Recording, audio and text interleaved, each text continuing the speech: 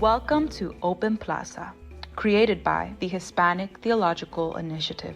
For more information about today's episode, visit htiopenplaza.org.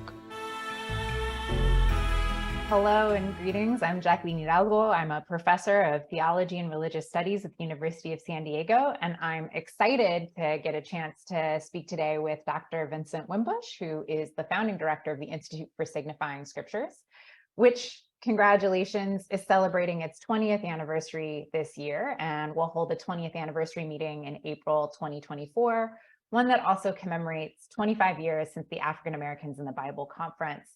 And the meeting will be both hybrid in Atlanta for those who want to join you in person or online to dream the future of the Institute. But I thought that today we would have an opportunity to talk about your work and the sort of work the ISS, the Institute for Signifying Scriptures, facilitates, and give us an opportunity to think about why this way of thinking about scriptures can be helpful for Latina, Latino, Latine contexts and students of what goes on in these contexts. But I thought that it could help if we just sort of start by unpacking the terms in the Institute's title. And we can start with, for me, what I think is a simple question, which you'll demonstrate is not so simple, and that's why scriptures? Well, first, thank you for this opportunity and this platform to think more about what I do or what I have been about for the last more than a couple of decades, frankly, in terms of programming, research, and writing. Yeah, why scriptures? I actually want to make the point that the project aims both to make scriptures as concept front and center in an effort to address sort of basic problems having to do with social formation and power, and at the same time to decenter it by exploding it to show in the end that there's no there on the level that most people tend to think about these matters. As a kind of situation in which something that is rendered ordinary as an extraordinary phenomenon needs to be reconsidered. So it's precisely because we take it for granted that there's a something there, and because it is also all too present and all too powerful in society and culture. For me, it is shorthand. Other people will have very different approaches to the matter, but it's a shorthand for a complex of dynamics and issues, discourse, language,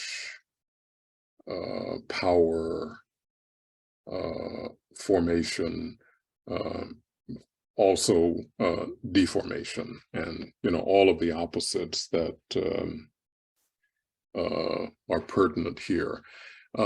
So it ought not to be avoided, and it needs to be exploded into, depending upon where one sits, into or beyond several different domains. So I've never thought it belonged strictly to the domain of religion that modernists carve out as something kind of separate. That's relatively recent. Most human beings were we able to enter into discourse with them, would think the whole concept of religion rather odd, and also the very concept of scripture or the scriptural. These are modern issues, dynamics, and phenomena with rather devastating effects and consequences. So it needs to be thought about, needs to be problematized. So the problem is that it has been, what it represents has been cast aside as something that ought not to be probed, because one could put it safely within the domain of religion and sort of put a cap on it and walk away from it. So it's very much worth a critical studies approach, and worth the effort to unpack and explode, as it were. So the persistent question is, what are scriptures? What are we talking about? What is that covering up for? What is it shorthand as we enter into discourse and power relations? So the signifying that's part of it signals the challenge actually to understand the whatness of it. What are we dealing with? What meanings are being masked or capped, as it were? So in the most simple terms, we aim to gain safe space to ask these most basic questions about dynamics and issues that are taken for granted and covered up. The challenge is to go back to these with as honest and as creative and transgressive approach as is possible. I hope that's enough to get us started at any rate. I think it's a great place to start, but there's actually a lot there I want to go back Sure. and follow up on and sort of Of course. ask for, maybe a couple of concrete examples to think with as well. One of the things that you said in sort of describing, the Institute, as you imagine it, is trying to kind of create space for people to ask questions and to think about a phenomenon that too many people have taken for granted and have acted like they're questions that cannot be asked about this phenomenon. And I'm wondering if you might talk a little bit more about what, or even give an example, like what is a way that people have taken for granted what they just presume scriptures are? Like what is a way that they have just said, oh, we know what this is. We don't need to ask any further questions about this thing. What might be a great example to think with there? Well, again, so let's begin with, I'm not wanting to be presumptuous about the community that would constitute HTI, but so it may be an exception, but most human beings in the modern West again put this onto and into religious discourse and religious communities. Some people's attitudes might be something along the lines of, well, this is kind of silly and absurd, this assumption that God or a God has written or facilitated the writing of texts, documents that we hold, concrete objects that need to be set aside and made exceptional. Well, that whole notion, of course, with a regular human being's critical hair standing on edge, say, well, that's rather absurd. I mean, the notion itself is absurd, like so much that has to do with this set-aside phenomenon that we call religion. So we package the whole scriptural thing, which legitimizes it in the modern world, as this set-aside dynamic or phenomenon. So on its face, it's absurd. Now, many people will tighten up around that. That gets me going. I want to know, why do human beings act that way? That is kind of crazy, right? So it's worth unpacking. Why do we make these assumptions? And so much of history, the legitimizing of acts, rules, psychologies, pathologies, turn around this sort of packaging. There's a lot, it seems to me, that's involved in all of that bears cracking open. Where we're located in this particular part of the modern West, I would include all of the modern world, but especially in the United States, for me, it's a no-brainer that to understand the United States on a level that seems to me just begins to be interesting and provocative.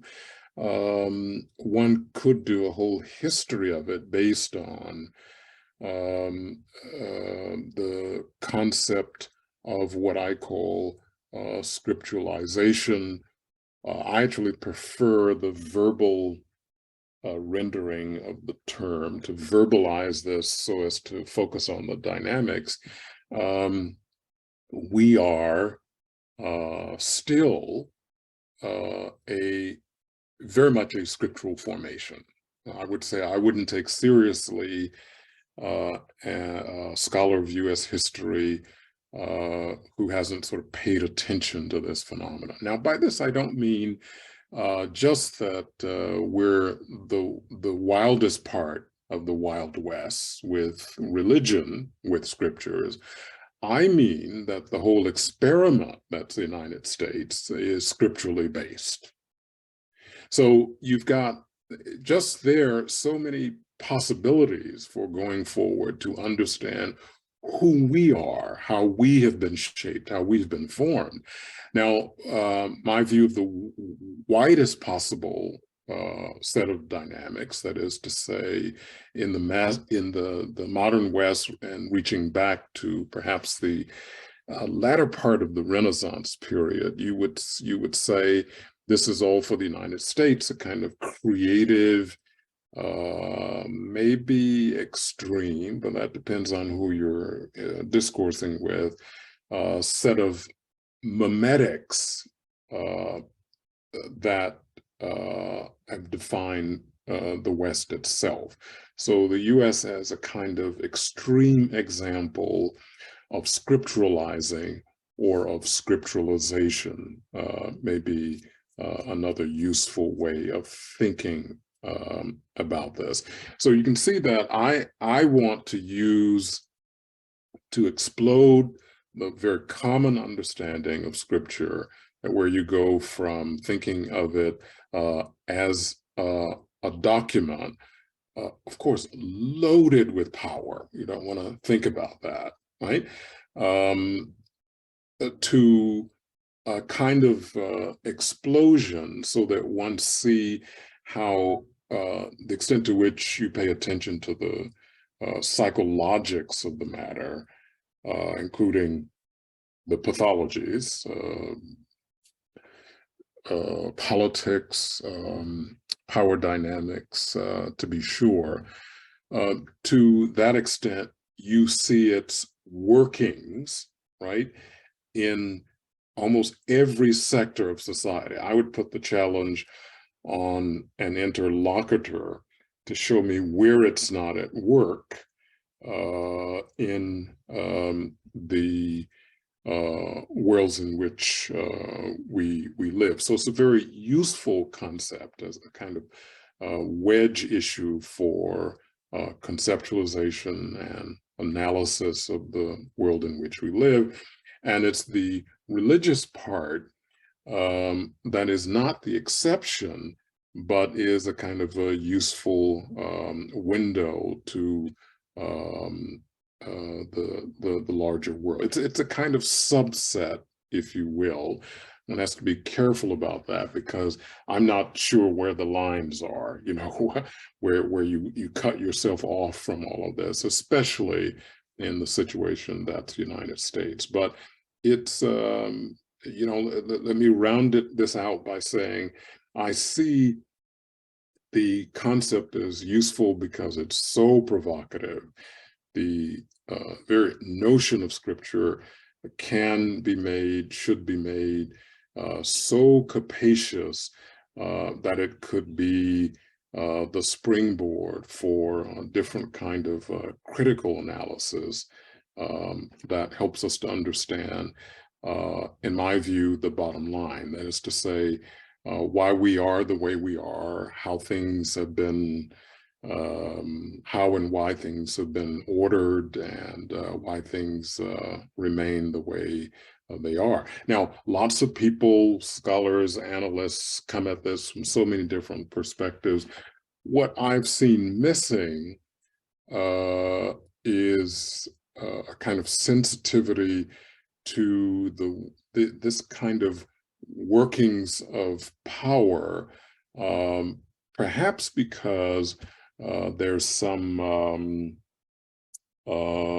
fear, some anxiety about what it means to put this very concept, this very notion on the table for analysis. And I think this must be done. No, thank you for that. Again, so much there that I want to return to this workings of power question, because I think that that's actually part of what the troublesome religion shorthand is misdirecting our attention from.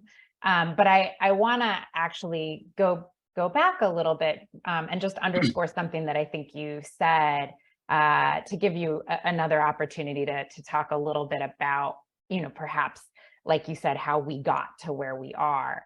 And that's that whether, we're talking about the Institute's name signifying scriptures, or your kind of preferred way of really thinking about scriptures as scripturalization, as a way of underscoring that we as humans are actively scripturalizing. This is not a static, fixed, set document in the sort of fantasy that people have.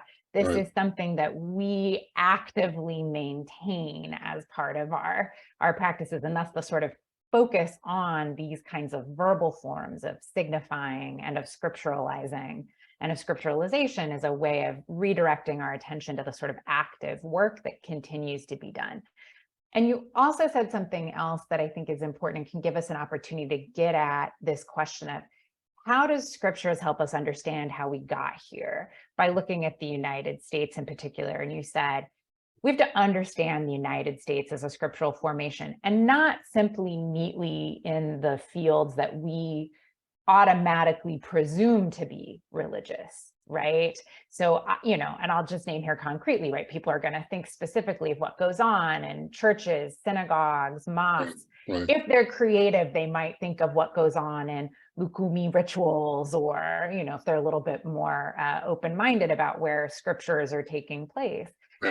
But you want to point to something else that is actually bigger than and cannot be confined simply to those spaces. So how do we understand the United States as a scriptural formation? Well, one can begin with where every schoolgirl and schoolboy is sort of forced to engage with U.S. history. I think this is still the case, but one has to always accept Florida now. The founding documents. Constitution, Declaration of Independence, and so forth. So the and so forth is important because those texts remain alive with amendments, other laws, and it goes on. That's all, from my point of view, scriptural phenomena, scriptural dynamics. Politics is scriptural politics, right? Clearly in the United States, but also in most of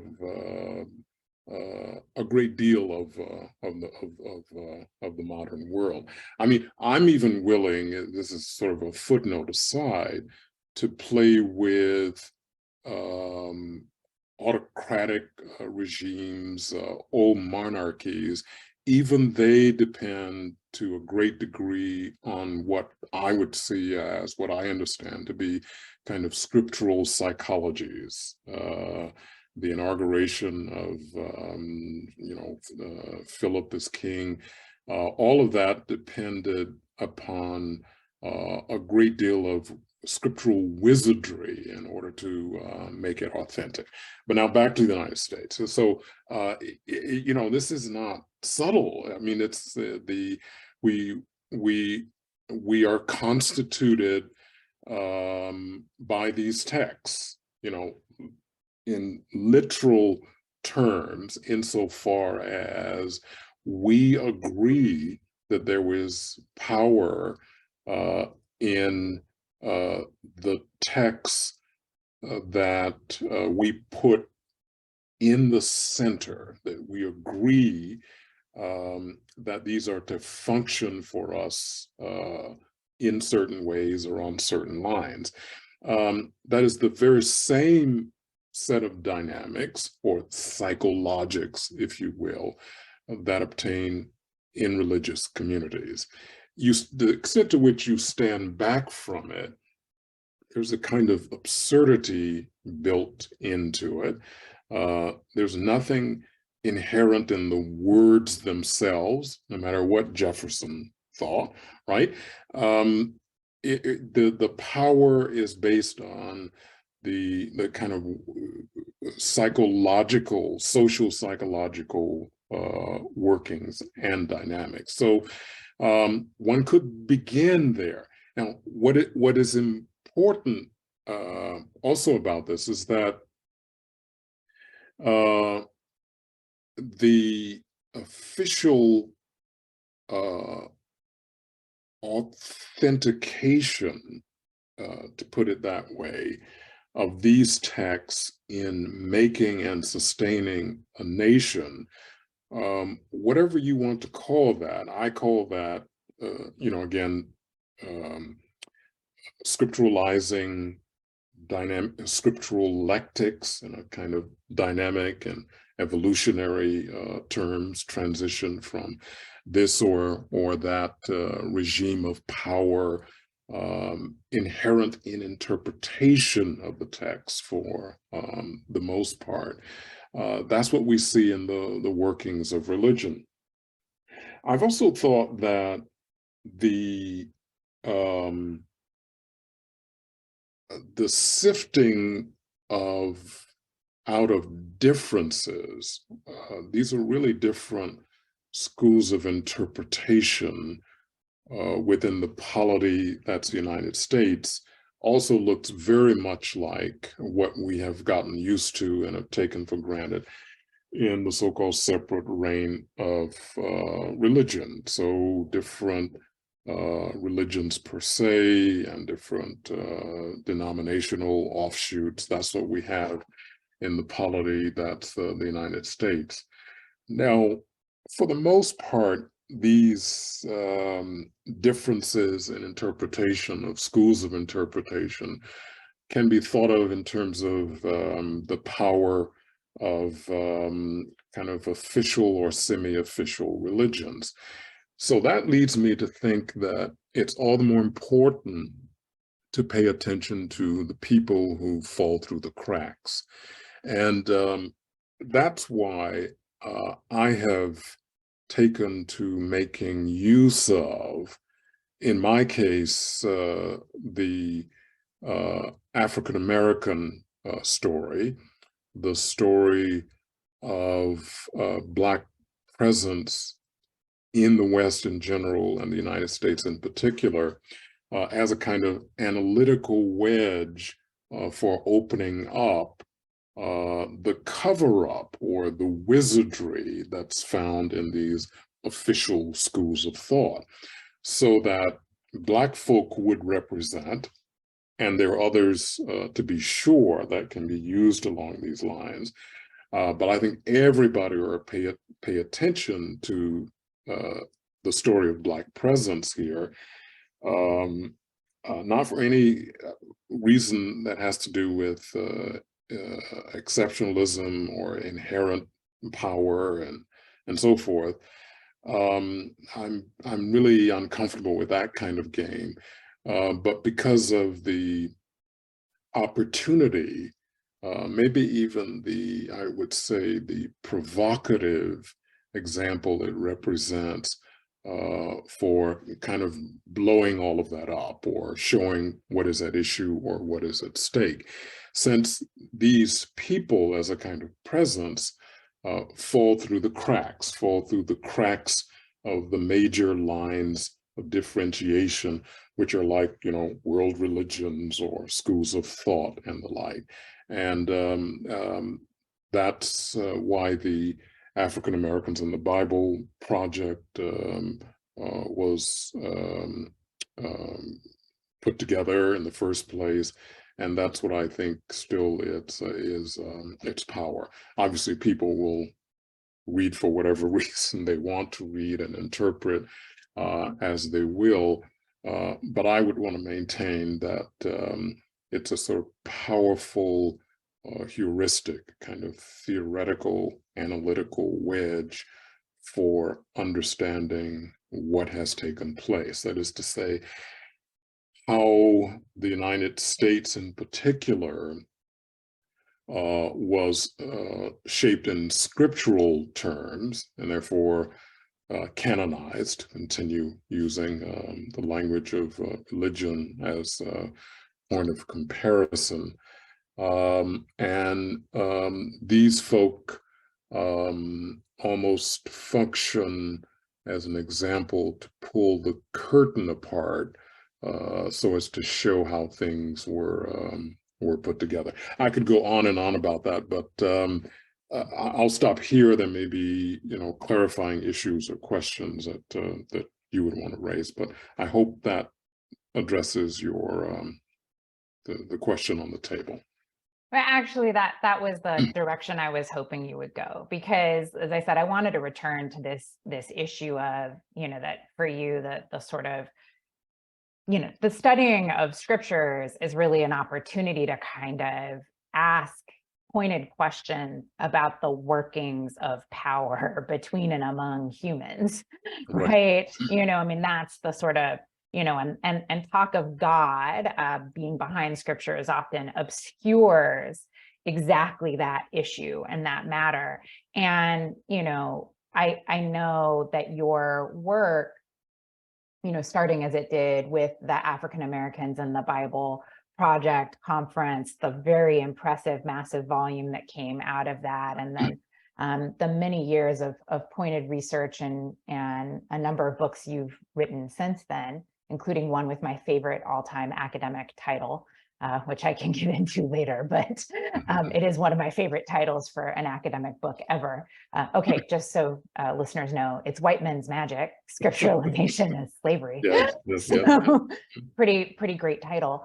Part of what I was hoping you would bring up the work you've done on African Americans, both because I think, as you're pointing to, it isn't an exceptional case. It's a case that helps us to understand the phenomenon. And for Latino, Latina listeners, right, this is part of the hemispheric history. There are particularities to the United States, but it is a hemispheric history.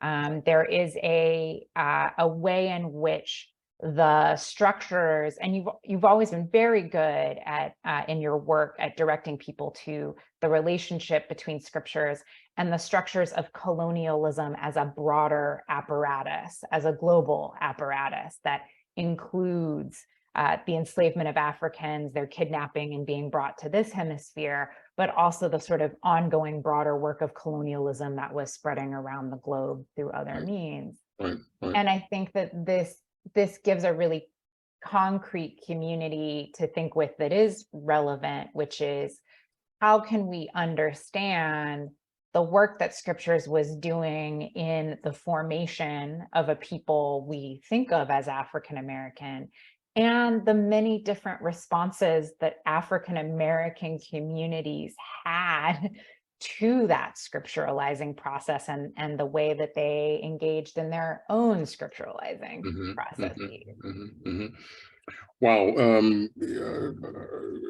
Of course, very good questions and issues and problems. I won't pretend to be able here or in general to address all of them, certainly not with any kind of sense of finality. We should think of, we can continue to play with what other concepts or words, even phrases, might help us to better to understand the phenomenon to which the scripturalizing points.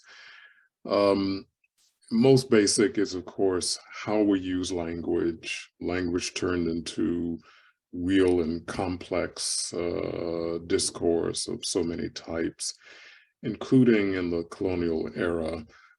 Not only the arts, one thinks of the novel or novella form in particular.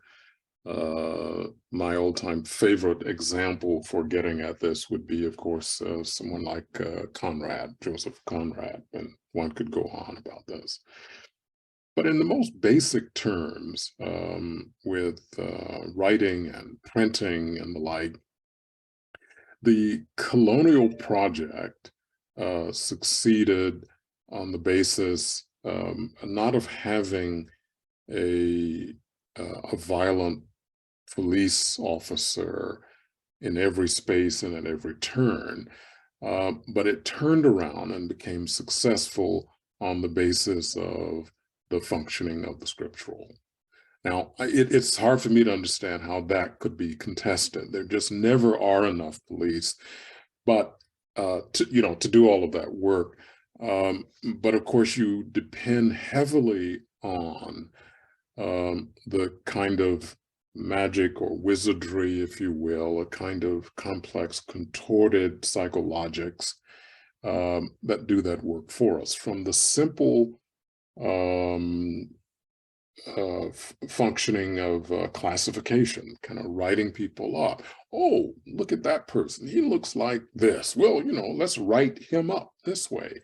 I mean, that's part of the scriptural project. Now that becomes far more sophisticated than look over there, how she looks, right? Look at those buttocks on that person. Well, what do we call that? Where are these people from, right? And what do we do with this category or class of people? One can't advance the colonial project in any climate. It's not about which is Protestant or Catholic. I mean, that's a distraction, right? What's basic is writing up people with the purpose of kind of canonizing the category or class. And everything kind of turns around that working in a way that sustains the order and eventually makes it natural. That's what we're talking about. There's nothing like the written in terms of leading us to naturalization. So many centuries of proving how successful that would be.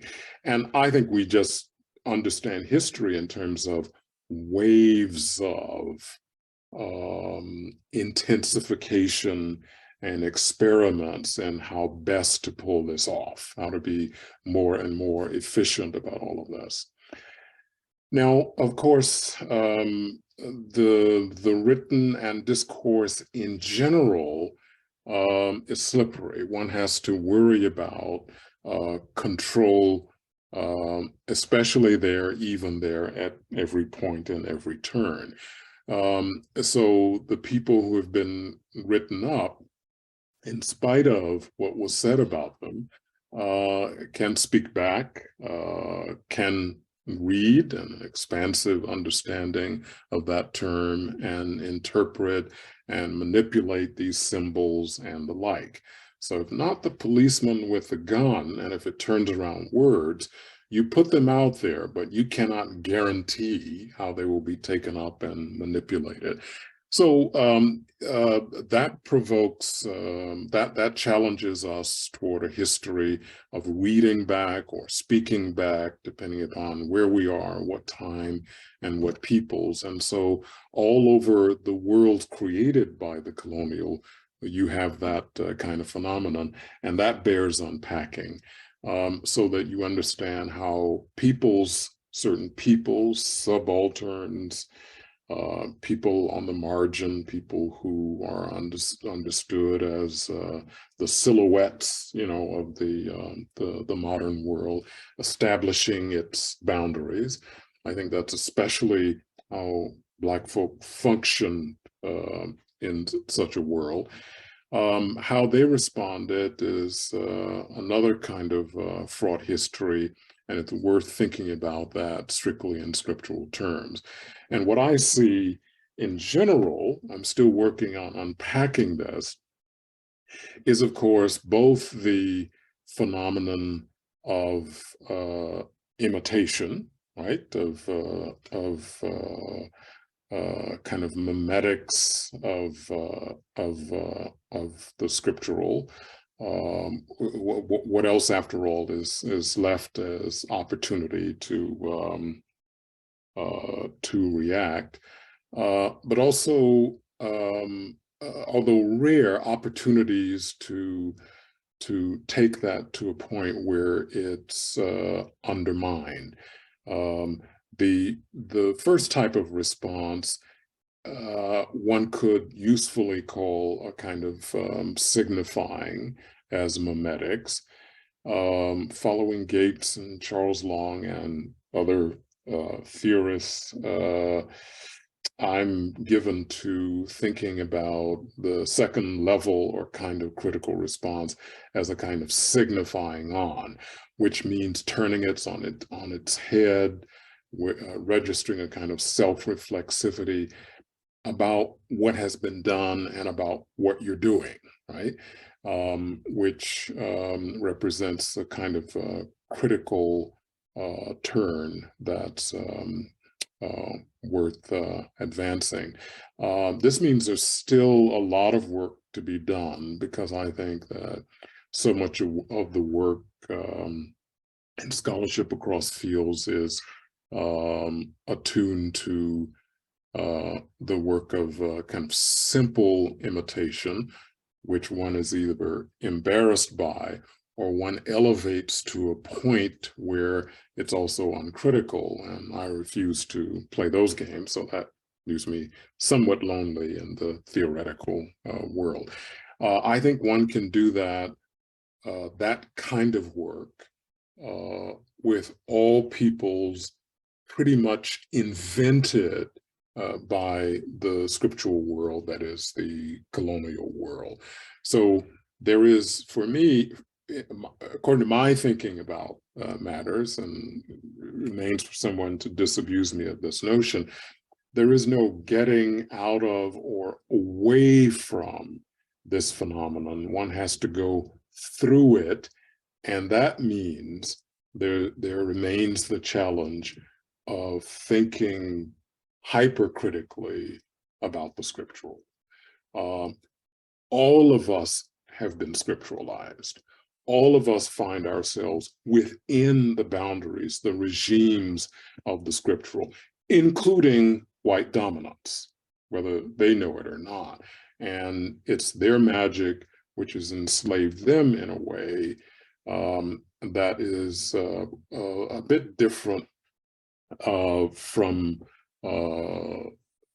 historically subaltern peoples, but there is overlap, and that warrants, it seems to me, everybody's serious attention to the phenomenon itself. What has been created is somewhat monstrous, Levi-Strauss's thing about discourse doing violence. That's always the case. I don't see exceptions anywhere in the history that I've read or tried to excavate.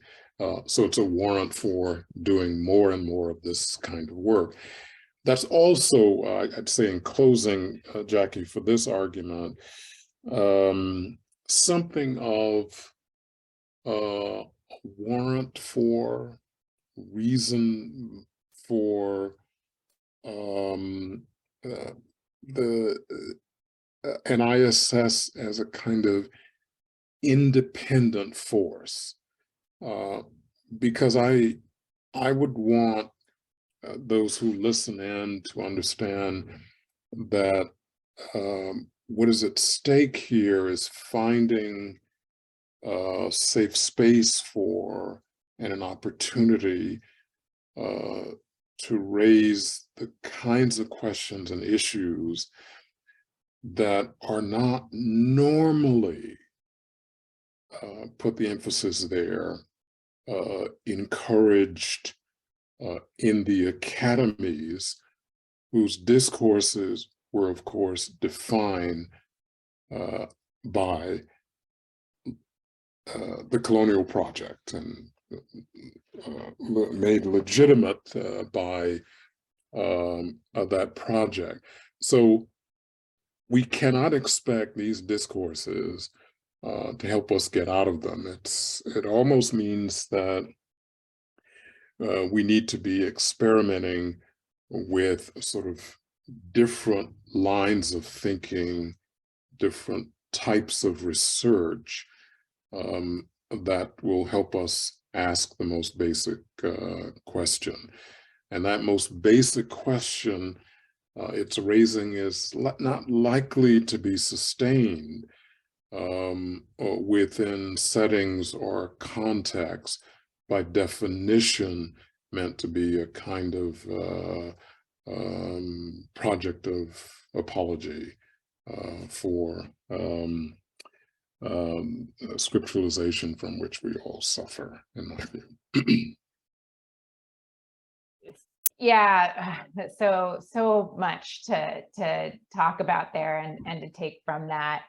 I think you're pointing to a problem about, and I don't want to limit this to the academy or to any particular formation in the academy. Yes. But a problem about how we think knowledge can and should be made in any sort of broader way. But I actually want to, because I think it's helpful, it's always helpful for me to think concretely. I actually want to speak concretely about the fact that, right, we're both technically trained as New Testament scholars, right? So that is technically our formation, which and what I think concretely you're pointing to, that sort of valorization or interest in imitation in its sort of simplest form, means that to the extent that, say, the field of biblical studies thinks of itself as expanding the discourse, it often does so by, and I'll just give my own example, I imagine you would have your own, by inviting people in on taken for granted terms. So, and then asking me, say, inviting me, can you give a Latina interpretation of this facet of Paul's letter to the Romans, right?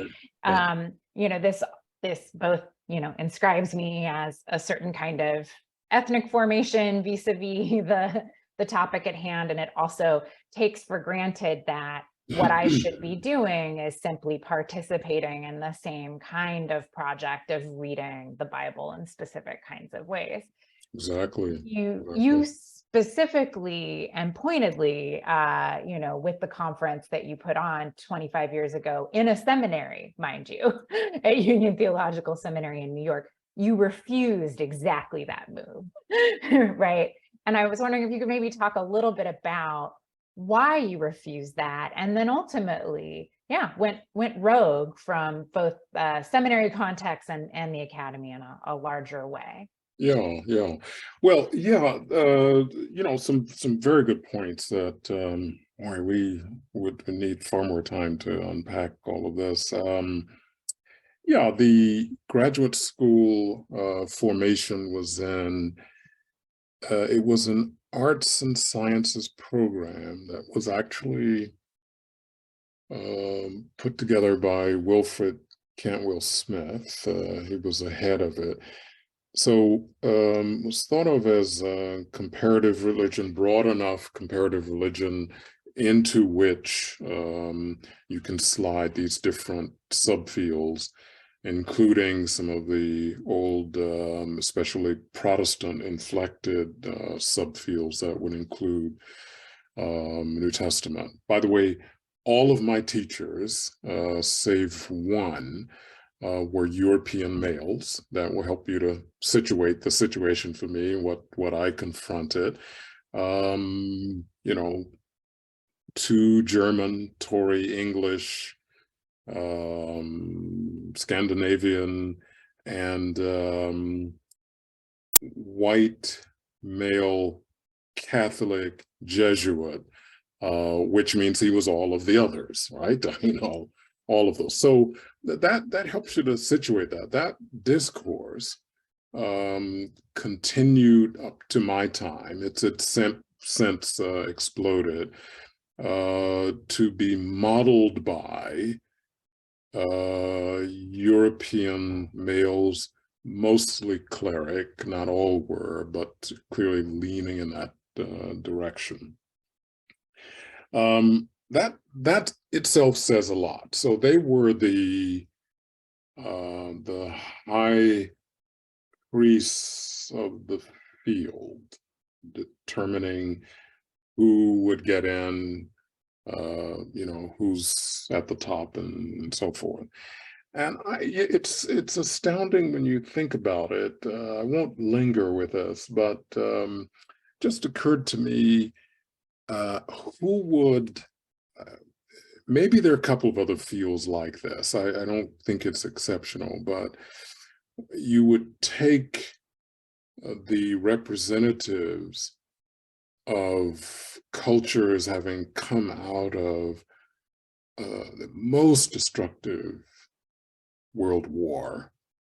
These were the sort of survivors of that. Some were in the war, some, played the clerical card during that time, and actually put them in positions of power to define a discourse in the US settings from the late 50s into the 60s, the 70s. So I entered the situation in the late 70s, and that was part of the end of it. I just think it bears thinking about how a field and its discourse is shaped and by whom. So I think I'll just leave that for now, but it's worth thinking about, and thinking about to the point of being written about in a very serious way. So not only from Europe, but from that part of Europe that had been most destructive in a most destructive war. And those are the people sort of defining what this part of an academic subfield would be in the decades to come. So it's worth thinking about that. I think I wore the field warily from the beginning. And I think this was a part of it, that is the identification of people sort of defining the field. And of course, finally, the fact that no voice or image that came anywhere close to who I was deemed legitimate. Now, this is a generational story. I think when you all came along, it was a very different kind of situation, or somewhat different situation.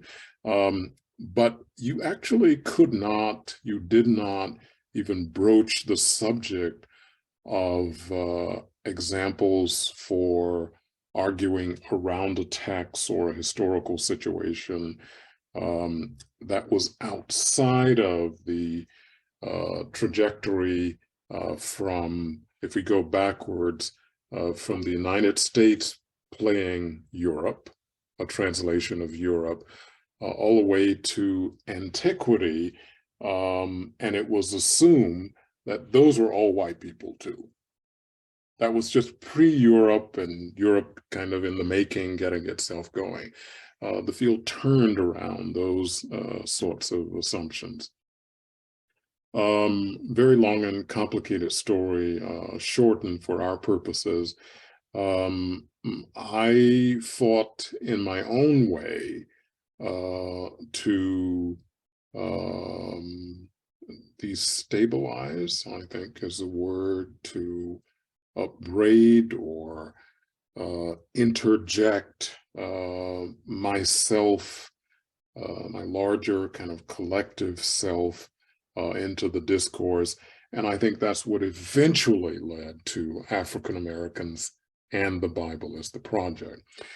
There were some people that were upset. I mean, Black people that were upset that it was not configured as some Black scholars, some of whom are still around, who saw that it wasn't configured or conceptualized around the nonsensical notion that you would sort of find, forget African Americans, that is totally nonsensical, but Black people in the Bible. So the title with the copula was not a matter of kind of rummaging through the Bible to find, where the Black figures are. That's still the way, in simple terms, some people work. And of course, I think that's silly. You just get nowhere with that. And I don't want to be associated with that sort of project.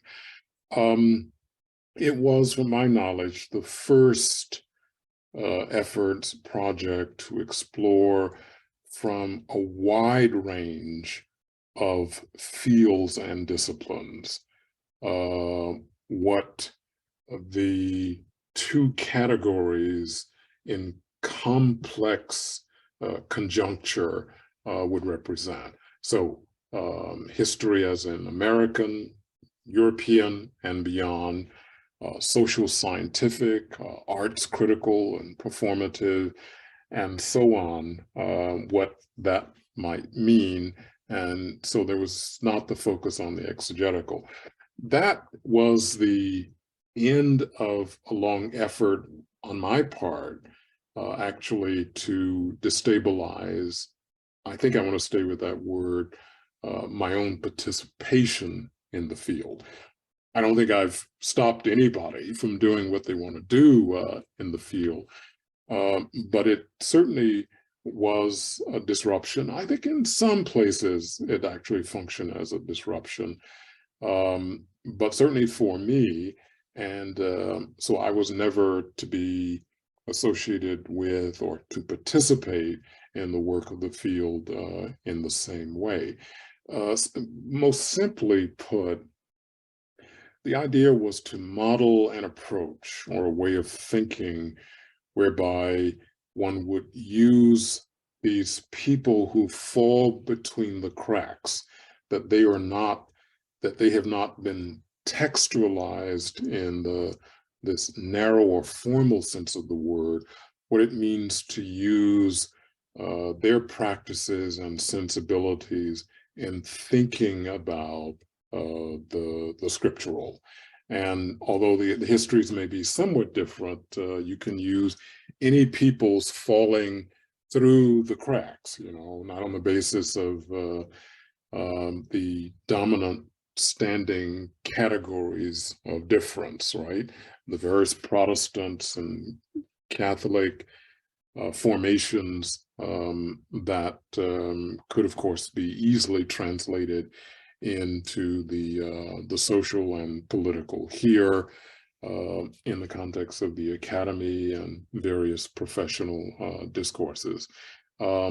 So that's a little bit about my own history. It's a kind of a history of my psyche and my thinking, and the years since represent, in my view, an effort to sharpen that way of thinking, that kind of orientation, and to model as best I can the approach I think represents compelling disruption, if you will, of that discourse. If I might suggest something a little more pointed, and you can correct me if I'm over signifying myself.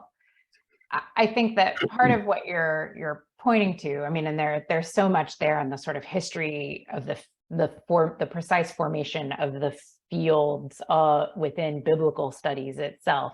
But I think one can take this to the problem of the broader thing we call the humanities in the academy. That there's an irony in that so many of the approaches within the humanities are actually allergic to paying pointed attention to what humans do. And they sort of obscure the question of what we even mean by the human and how humans do things by focusing on other issues or problems or trajectories. And I think that part of your taking, going from African Americans in the Bible, which problematizes that sort of narrower formation of biblical studies and your place within it, destabilizes it, as you say, but also then moving to sort of building an institute that initially was in a university and now exists outside of it, precisely because that's an opportunity for people who claim to study the humanities to pay attention precisely to this problem of what humans are doing in this context. With that said, that's the sort of like bigger example. What I'd say is that the ISS then facilitates a lot of opportunities for people to then ask questions that are both big, but also can be much narrower to think about in some ways, like in the sense that people can look at, they can start with things that feel more particular, but the sort of space of the ISS allows them to think about them in conversation in broader and distinctive terms. And, here I'm thinking about what my own work and how I think you pushed me in terms of where my first book wound up, where it is not simply looking at the sort of ways Mexican Americans have dealt with the Bible or something biblical, but also the ways that they created, and here I'm talking specifically of my first book where I looked at the work of Chicano-Chicana activists in the late 60s, the way they created their own texts and the way that they played with and tried to sort of reform themselves, reimagine themselves around their own texts. One text I talk about for listeners being the Plan de Aztlán, and Aztlán being the sort of a kind of play with the Nahua name for their homeland, and the sort of projects and processes of trying to map that onto the space of what is the United States Southwest, a space that many Mexican Americans, some are indigenous to, some have been there for many generations, but have often been told under US rule that they don't belong. This became a way of responding to both that kind of inscription while also still participating in and playing with those dynamics. And I could go on about that at a longer way, but I thought it's helpful for listeners to have that sort of like smaller concrete example Yeah.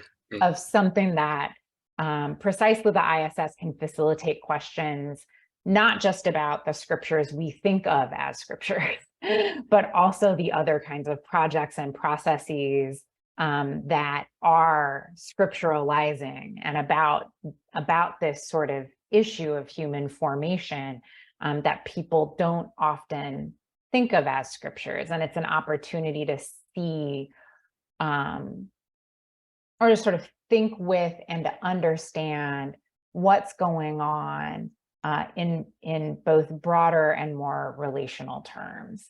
So I wanted to, like, you can correct me if that was like a very long, like concrete example. I think what I want to kind of give you an opportunity to do now is then to sort of talk about what it is that the ISS can do now, because it's not tied to an academic institution, disciplinary formation, or space per se. Yeah, well, thank you for that. And your example was, of course, a powerful one, given your work. And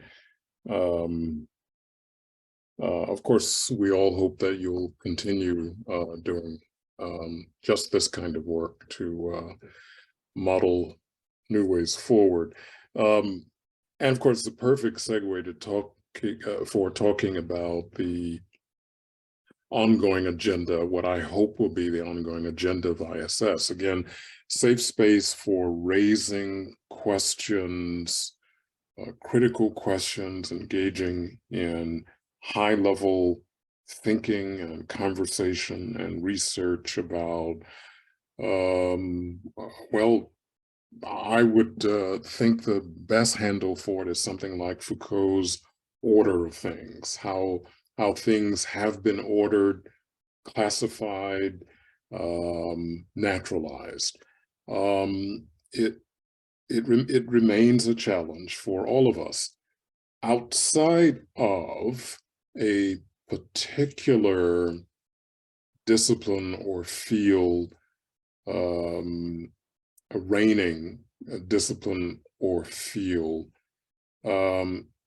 gives us the opportunity to kind of look again at the most basic question. Why are things the way they are?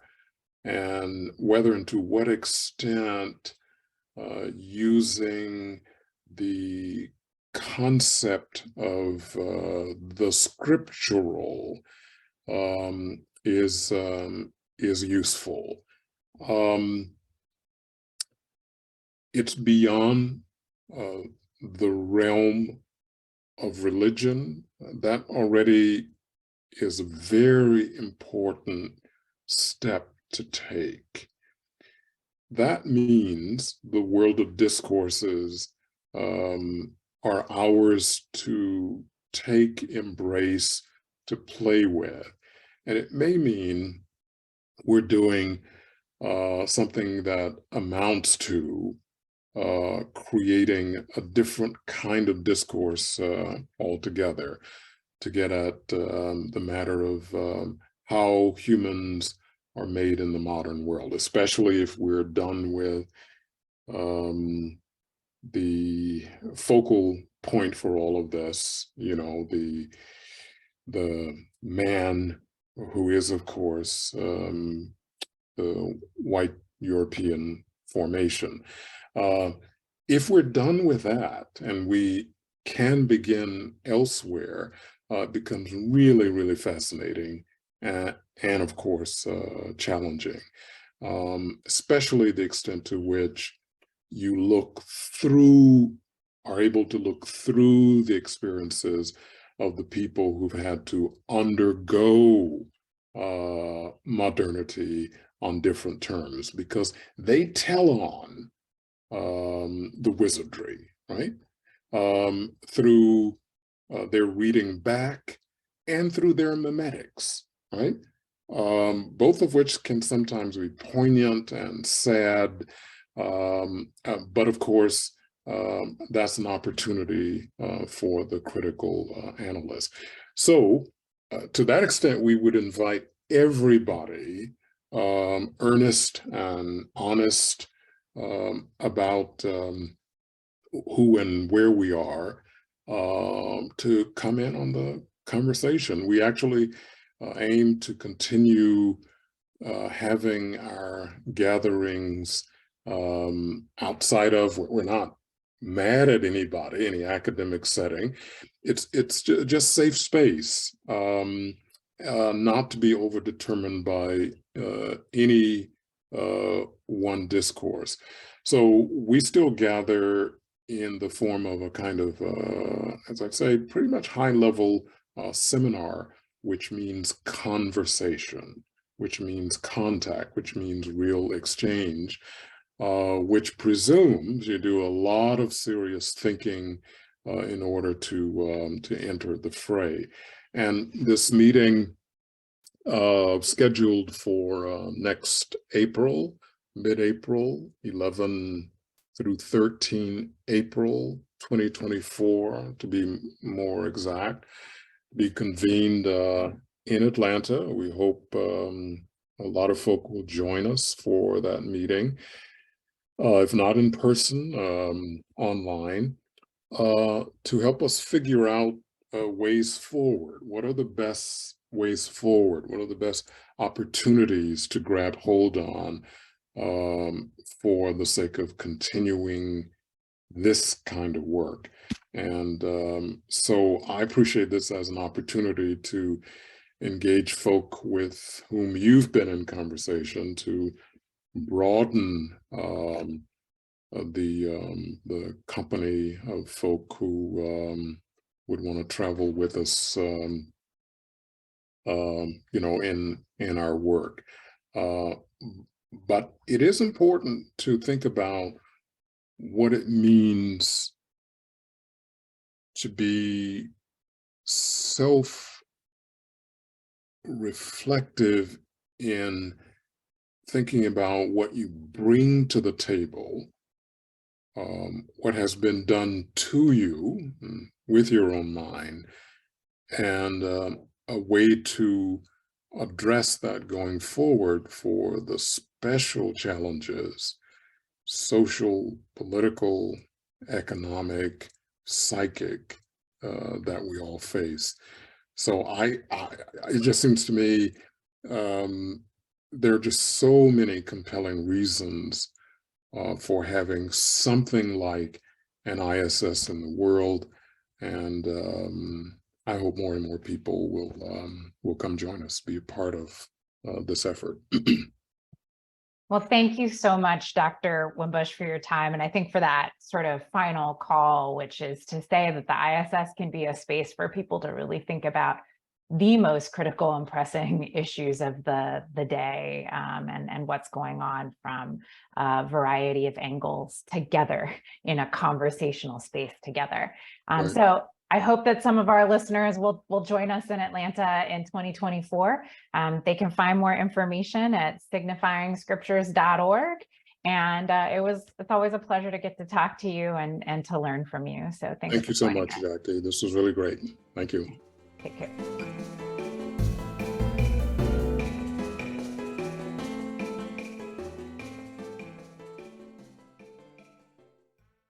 This has been an HTI production. For more information, visit us at htiopenplaza.org. The Hispanic Theological Initiative provides Open Plaza as a public service. The views expressed by the guests are their own. Their appearance on this program, or any reference to a specific product or entity they represent, does not constitute an endorsement or recommendation by HTI.